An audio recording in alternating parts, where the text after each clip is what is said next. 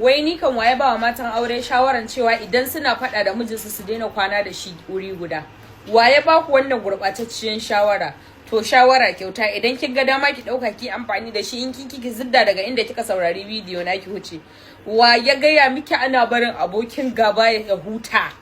Kina gaba da shi kuma ki bar shi, ba za ki uzura masa ba. Ai shi abokin gaba ba a barin shi ya huta, bamba ake bansa.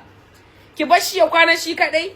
Ke Allah ya haramta miki kula kowane namiji, shi fa Allah ya halatta masa ya samu sarari ya je ya kulla kansa a daki yana video calls da ƴan mata. Anya akwai technology a harkan ki.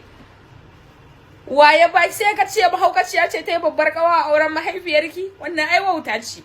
An shi abokin gaba kabarin ki ya danna nashi ya danna nashi, haka ake rayuwa.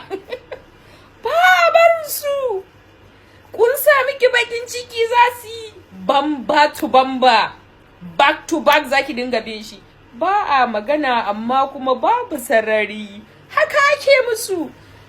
Wani fa Allah yake ku gaba da shi saboda ya samu daman yin waya na dare, amma ke ba ki amfani da number 8 ne?